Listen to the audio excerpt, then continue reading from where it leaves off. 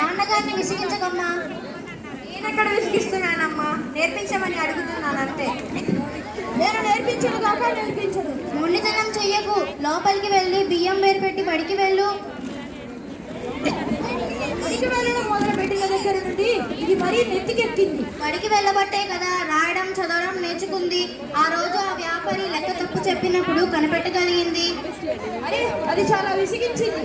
ఈరోజు నేను ఒప్పుకోకపోతే మన బొమ్మలు ఇక్కడే పడి ఉంటాయి. సరేలే వదిలిపెట్టు. వంటింట్లో కషాయం ఇస్తాను, అది తాగి కాస్త విశ్రాంతి తీసుకో.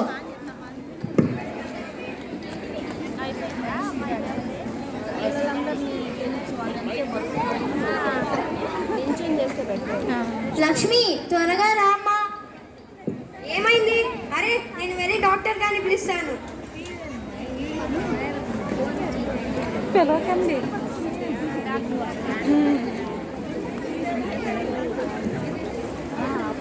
ఈయనకు చాలా నీరసంగా ఉంది. ఈయనను ఆసుపత్రికి తీసుకువెళ్ళాలి. కానీ ఎలా తీసుకెళ్తాం అంత దూరం?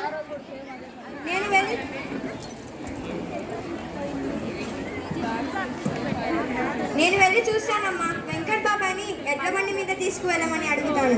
డాక్టర్ గారు, మా నాన్నకి తగ్గిపోతుంది కదా? తగ్గిపోతుందమ్మా. ఇతనికి చలిగాలి తగిలింది. బాగా బీడీలు కూడా కాలుస్తున్నాడు అనుకుంటా. అవును, దినారాత్రులు కాలుస్తూనే ఉంటాడు. ఎంత చెప్పినా వినడు, దగ్గుతూ ఉంటాడు. అందుకే ఇతన్ని ఆసుపత్రిలో చేరుతాం. అక్కడ పెద్ద డాక్టర్లు బీడీలు కాల్చినారు. అలాగే మందులు వాడితే తగ్గిపోతుంది కదా. సరేనండి డాక్టర్ గారు, అలానే చేద్దాం.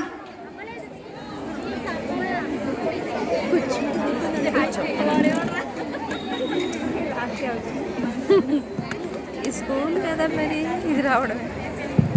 రెండవ దృశ్యం. పిల్లలు స్కూల్లో కూర్చొని ఉంటారు. టీచర్ అప్పుడే వస్తుంది. చేసుకునే మాట్లాడుతుంది. బ్యాగ్ కదమ్మా, బ్యాగ్ ఎక్కడ పడుతుంది? ఇతరులు కాళ్ళు ఇవ్వట్లేదు.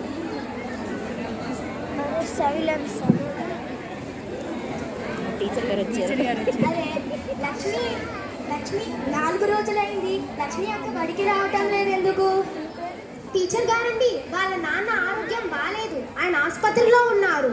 అలాగా, ఇవాళ పని అయిపోయిన తర్వాత తనను వాళ్ళ ఇంటి దగ్గరికి తీసుకువెళ్ళు. సరే టీచర్ గారండి.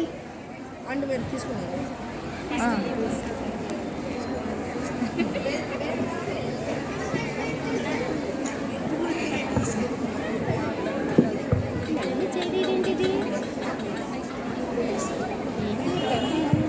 మూడవ దృశ్యం.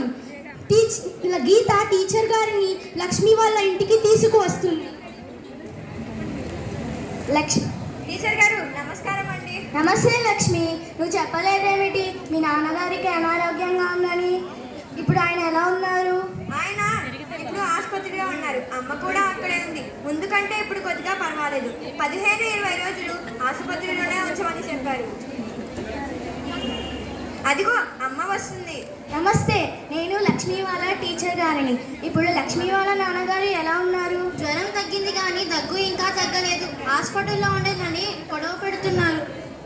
అక్కడ ఏమన్నా ఇబ్బందిగా ఉందా? పండుగ దగ్గరికి వస్తుంది కదా, ఇంకా ఆట బొమ్మలు తయారు కాలేదు. సంవత్సరంలో పండుగ అప్పుడే కదా కాసిన డబ్బులు వచ్చేది అని ఆయన బాధ. ఇదిగో అమ్మా, నేను చేశాను చూడు, ఎంత బాగున్నాయో. ఈ విషయాన్ని నాన్నగారికి కూడా చెప్తాను. వద్దమ్మా వద్దు, అలా చెయ్యలేం. అలా చేసి ఆయనకు విసుగు తెప్పించకు. నీకు తెలుసు కదా ఆయన ఈ బొమ్మల మీద చెయ్యి కూడా పడనివ్వరని. లక్ష్మి, ఈ బొమ్మలు నువ్వే తయారు చేసావా? అవునండి టీచర్ గారు, పాప చేతిలో అద్భుతం ఉన్నట్టుంది. చెయ్యకుండానే కేవలం చూసే బొమ్మలు ఎంతో అందంగా తయారు చేస్తుంది. కానీ ఇది బొమ్మలు చేయడం వాళ్ళ నాన్నగారికి ఇష్టం లేదు. ఇలాంటి పనులు ఆడపిల్లలు చేయకూడదని అంటారు. ఎందుకు చేయకూడదు? ప్రస్తుతం ఆడపిల్లలందరూ అన్ని పనులు చేస్తున్నారు కదా. ఈ విషయమే నాన్నగారికి చెప్పి నేర్చుకోవాలనుకుంటున్నాను టీచర్ గారు. మనం బొమ్మలైతే తయారు చేసాం కానీ వీటిని బజారుకు తీసుకెళ్ళడం ఎలా? అక్కడ వ్యవహారం మనకు తెలియదు కదా. ఈ బొమ్మలు వాళ్ళ మీకు ఎంత డబ్బుకి ఇస్తారు? చిన్న బొమ్మకైతే 50 పైసలు, పెద్ద బొమ్మకైతే 2 రూపాయలు, 2 దీపాలు అయితే 10 పైసలు ఇస్తారు. అరే అంతేనా? బజారులో 10 రూపాయల కన్నా తక్కువగా అమ్మటం లేదు కదా. అవునా టీచర్? అయితే నేను బజారుకు వెళ్ళి అమ్ముతాను. కానీ మనం అలా చేయలేమమ్మా, అక్కడ వ్యాపారులు నేను కూర్చోనివ్వరుగా. ఒక పని చేద్దాం. పండుగ సందర్భంగా బడిలో దుకాణాలు ఏర్పాటు చేస్తున్నారు. అక్కడికి వెళ్ళి అమ్ముదాం. పెద్ద బొమ్మలకు 5 రూపాయలు, చిన్న బొమ్మలకు 2 రూపాయలు ధర పెడదాం. అక్కడ ఉన్న విద్యార్థులకు చెప్పి వాళ్ళ తల్లిదండ్రులకు కూడా చెప్పి బడిలో బొమ్మలు కొనమని చెప్పుదాం. అవునా టీచర్, బజారులో కంటే తక్కువ ధర అన్నమాట. అవును. చాలా మంది వస్తారు, మనకు కూడా కొంత ఎక్కువ పైసలు వస్తాయి కదా.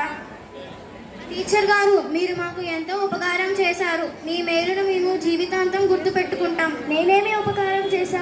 అంతా లక్ష్మి కళా నైపుణ్యమే. లక్ష్మి, నువ్వు రేపటి నుండి కొన్ని బొమ్మలు బడికి తీసుకురా. అలాగే టీచర్ గారు.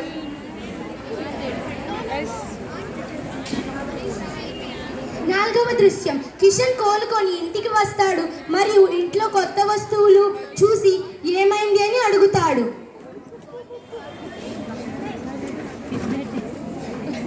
మధు ఇన్ని కొత్త వస్తువులు ఎక్కడివి? ఎంత అప్పు చేశావు? అప్పేమీ చేయలేదు, ఇదంతా మన లక్ష్మి కళా నైపుణ్యం.